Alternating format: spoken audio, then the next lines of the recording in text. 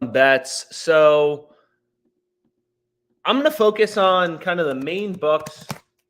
We obviously got a lot of NFL games this weekend. I'm not sure how many NBA games tonight. It looks like there's a pretty full slate. Wow. 1, 2, 3. I don't know. We got enough NBA games to find some bets. That's for sure. And that's what we're going to do in this video. So we'll try to focus on the main books: Underdog Fantasy, PrizePicks, Fliff. I mean, there's probably good bets on FanDuel, Caesars, DraftKings.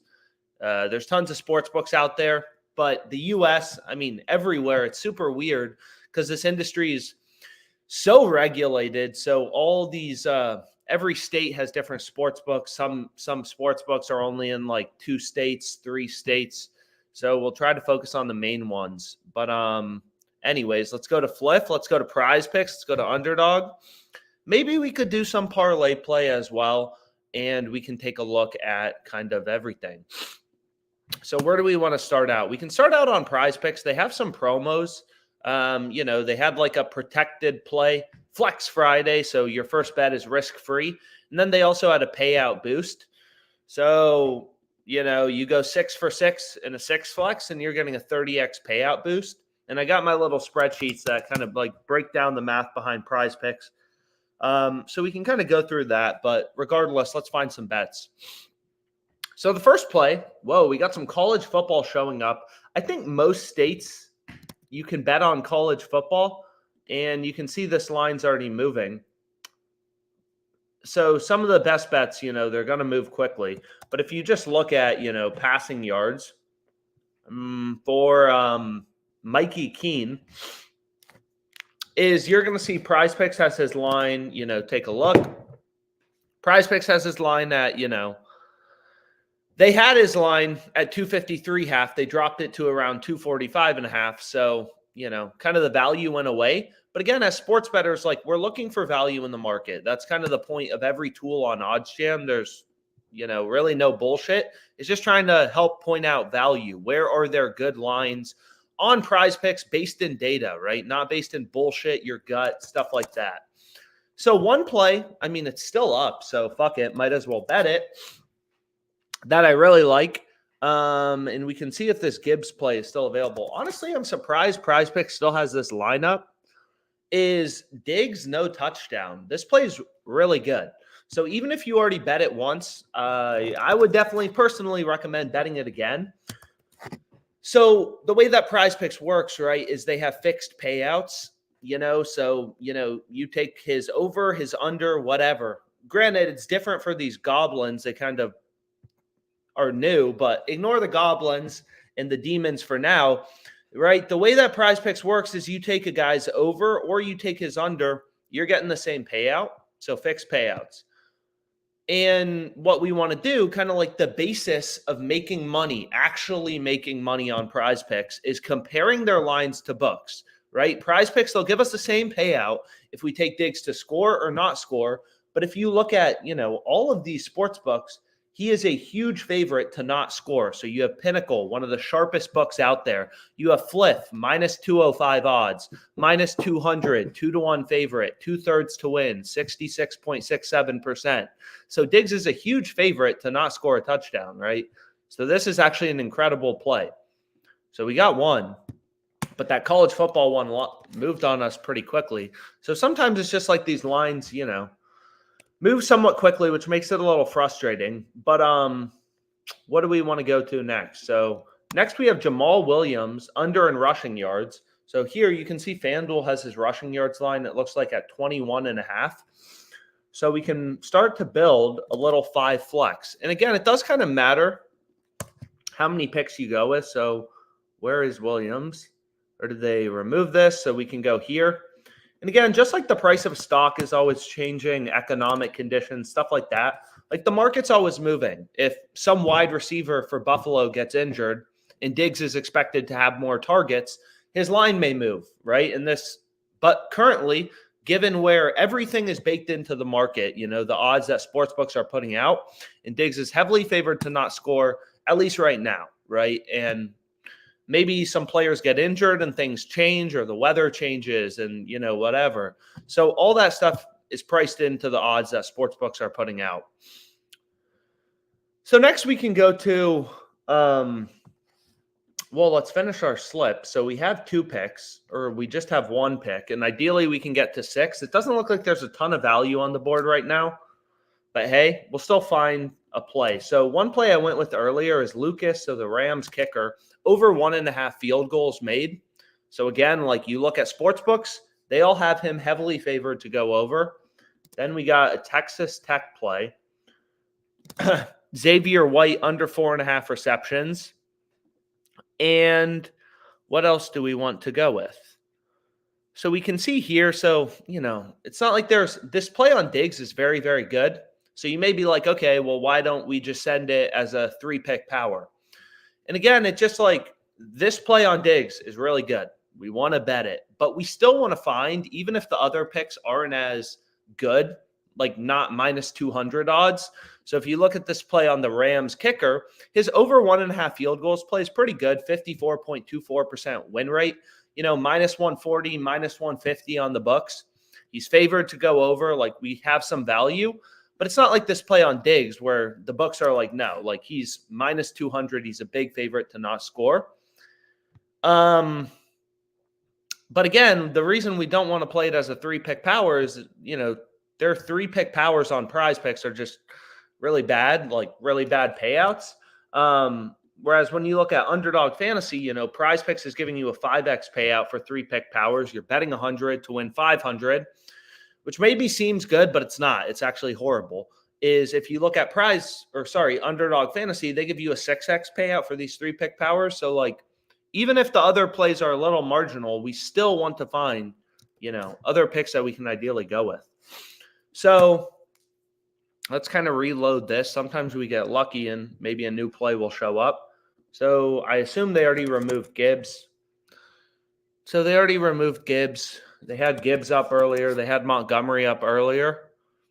And it's just a little annoying with these demons and goblins because the board is becoming a little harder to navigate, right? Like usually it was easier, and now it's just filled with a bunch of stuff. And these demons and goblins are horrible. Just looking through like a few of them, looking at their payouts, what odds they would be, like they're terrible. So I wish there was a setting to remove them, but there's not.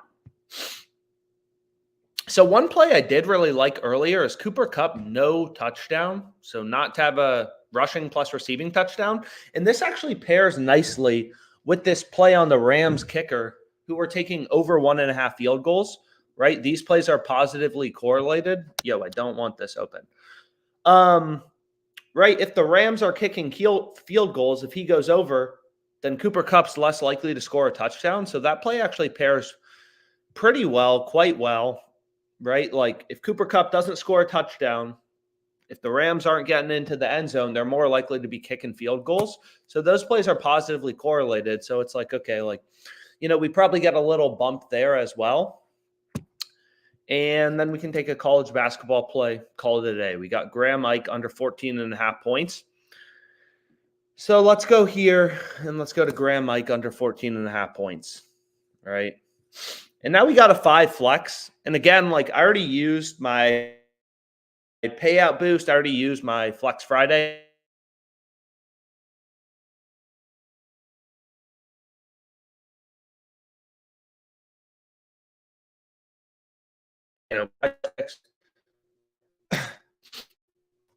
Unfortunately, that's just kind of how it goes. Anyone slamming stuff for $500 on PrizePicks, max winnings on single pick athlete more or less is $1,000. All these bullshit reasons why I can't bet things. It's $5. So let's see if they even let me $5. They're not even going to let me bet it. I'm pretty sure So anyways, regardless, I think this is a good 5 pick to go with. I also like the correlation on the Cup play and Lucas play. So again, PrizePicks is a little fuck bitch. Anyways, let's see if we can find some plays on the under. So that's kind of the benefit too of having multiple books is PrizePicks. I mean, like literal. I mean, I've never seen stuff like this. Like, oh, your max is 25, and also at the same time, you can't bet on a single athlete too much money. But regardless, that's just kind of how it is. So we can see if we can find some bets on Fliff or ParlayPlay or something like that. So one good play on Fliff we can go with is right here. So I just kind of bounce around from book to book. I recommend having as many sports books as possible. All these books, right? Like it's different than in bank accounts. You know, you get a bank account, they're all the fucking same, basically. There's no difference between them. Whereas in sports betting, every book has different promos, first of all, right? So PrizePicks, for all the things they do to annoy me, they do have a risk-free bet today, you know? So if I lose, I get my money back. And they have this payout boost, you know? So that's nice about PrizePicks, I guess. But all these books also have different odds. They all have different odds lines from one another. So ideally, you have all the books, right? There's 250 or something like that sports books out there. Granted, they're not going to all be in your location, but the more books you have, you know, the more money you're going to make. So we can go here and we can just take Devin over 17.5 points. So what you're going to notice about this play, right, just data-oriented sports betting, everything is baked into the market. A lot of people will be like, oh, like, you know, I like to look at last 5 stats, yada, yada, yada. It's like this is baked into the market. Every game is different. It's already baked into the market, right? It's just like if a company has a great earnings report, they make a lot of money and they crush their earnings, the stock price goes up, it's baked into the market, right? If it's snowing, that's baked into the market. The total moves lower. You know, you'll see rushing lines probably move higher and passing lines move lower if it's going to be snowing. But anyways, the best advice I got when sports betting was like treat every book, treat it like trading a stock, right? Like we're getting this stock at minus 115 odds, his over 17.5 points. 130, like all these other books have this like minus 130, minus 145. It becomes pretty clear, like, hey, this is pretty good value. And another way you can think about it is like literally every one of these sports books has him favored, right? The over is favored or the over is juiced. Fliff is being an idiot. They're the only book with his under favored, right? They have more juice towards his under. They have his under juiced, his under favored. Every other book has his over favored or his over juiced. So it doesn't really make any sense. So it's clear that this is an opportunity on Fliff. And again, like OddsJam is just reading in all this data, all these different markets, steals, turnovers, millions of odds to try to point out like these rare few betting opportunities that actually have an edge. Anyways, PrizePicks, man. Underdog Fantasy, is there anything? We went on a pretty good run on Underdog Fantasy for a bit, but, you know, slowed down a little bit on Underdog Fantasy. They also limited me to $20 max bet sizes recently, or at least for some markets, but we hit, you know, a 5-pick, a 4-pick, and a 3-pick back-to-back. Some of those plays were from live stream, so hopefully you were able to tail. But anyways, let's go to ParlayPlay, which I get it. It's not the most popular book in the world. But again, they got a lot of promos. Put in 100, you get 100 for free. That's their sign-up promo. More books, more promos, and also they have a lot of good lines, right? There's a lot of money, a lot of money that you can make on PrizePicks. Or sorry, on ParlayPlay. So it actually looks like they have a ton of good lines available right now. So where do we want to start? Let's go here quickly. And they actually have the same payouts as PrizePicks, which makes it a little less intuitive, right? It's like, oh, why should I get ParlayPlay if they give me the same payout as PrizePicks for a 6-pick entry? Like, why would I? It's not intuitive. But the reason you'd want to is, again, all these books have different lines. So it's like if you were a day trader and every Fidelity, E-Trade, Robinhood, everywhere had different prices. But that doesn't happen, right? That doesn't happen in the stock market. It's too efficient. It only happens in sports betting, right? If you're a day trader and you could go to Fidelity and sell a stock at $26.50 that's trading in the market at $25.50, like that's a no-brainer. So here you can see like ParlayPlay, they have the line at 26.5. Every other book, fantasy sites, you have hundreds of sports books, 24.5, 25.5. Like it's the same concepts for finding good bets on PrizePicks. It's just ParlayPlay is a little more exploitable. So there's a lot of times better bets. What's nice too is they let you like create your own Taco Tuesday. You can bump a line in your favor every single day. But anyways, let's see if we can find some other bets on parlay play. So we have our first pick. It looks like they're screwing up all of his lines. Wizards Pacers game. So there's value on all his plays. So Gafford over 6.5 rebounds. Gafford over in PRAs. So these plays pair kind of nicely together, right? Like if Gafford's going off, getting rebounds, scoring points, then most likely, he's going to be going under. So there's a little bit of positive correlation, right? It doesn't make sense to take Embiid, Maxey, Tobias Harris, a bunch of players from the same team over in points, right? They all can't score a bunch of points. So if Embiid's going over 34.5, probably doesn't make too much sense to take Maxey over 26.5. So those plays look kind of nice together. And then we have Bryce Young over 27.5 passing attempts. I mean, you look at all these other books, 29.5, 28.5. That seems pretty good. And again, it's just kind of like trying to move quickly because Bryce Young. It's trying to move quickly because, again, like these books, they'll move lines pretty good, especially if they think you have a good play. So we can go here to Nick Richards, rebounds plus assists. So this is called the OddsJam Sportsbook screen. It just kind of shows you like, okay, like here's where all the books have the line. Parlay plays at 11, all the other fantasy sites that work literally in the exact same way, right? PrizePicks, they give you the same payout for 6-pick flexes, right? So all this stuff's the same. They all have the line lower at 10.5, all the sports books, all the fantasy sites, right? It's just like take your emotions out of it, sell the stock at $11 when it's worth $10.50, and that's the price that it's at in the market. So we can go here, and we want under 11 rebounds plus assists, and it's like, okay, like we got another good play. Why are there so many good plays? So here's the play that PrizePicks bumped quickly, this Mikey Keene guy. All the other books ripped his line lower to like 245. They have his line still sitting pretty at, you can see him right here, 253.5. All these other books, everything is baked into the market, right? Sharp action, everything. If all the smart people, these books aren't fucking stupid. If all the smart people start betting Mikey Keene's under, books move the line lower, right? They add juice to the under, they move the line lower. Everything is baked into the market, right? So wherever sharps are betting, books move the line in those favors. FanDuel knows which of its customers are profitable. If all, the profitable customers are betting the under, they'll move the line lower.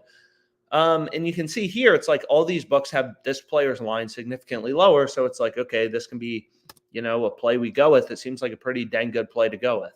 So we can go here to Mikey Keene. And then it's like, what else you got for us? CD Lamb, no touchdown. It's like, okay, we can lock that in. Why not? We don't have any plays yet in the, rushing plus receiving TD. I guess maybe PrizePicks has this lineup. I'm not sure. And then we got Pratt over 6.5 tackles plus assists.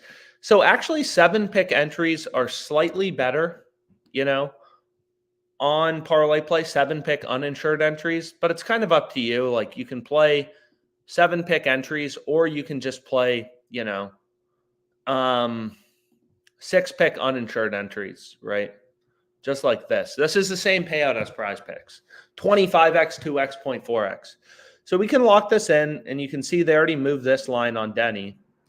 So it's like, okay, like what we can do is we can go here, and we can go back to what did we want to take for him? We wanted to take his over, right? Again, just like make sure, a quick check, okay, like did I get the lines I want? Don't want to fat finger anything. It tells me my max bet size is $60. If I try to put in 600, they're only going to give me 60. So it's like, fuck, man. So they already moved the line on Mikey Keene. So again, like there's just a speed component. It's like, ideally, you're moving as quickly as possible to get these bets down because these books, they don't want you to make money. So if they think a line is good and people are hitting it, they'll move the line. So we have Thompson under 14 points plus assists. So we can go here. And we can take the star rookie under 14 points plus assists, right? And let's just move quickly, lock it in. Oh my gosh. So you can see they're bumping things like crazy, which is just kind of how it goes. So quick. Like it's just a speed thing.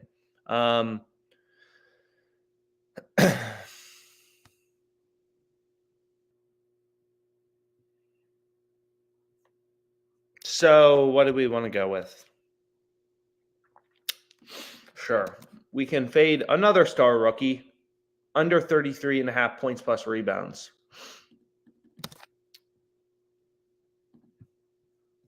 And then we have a nice little 6-pick entry.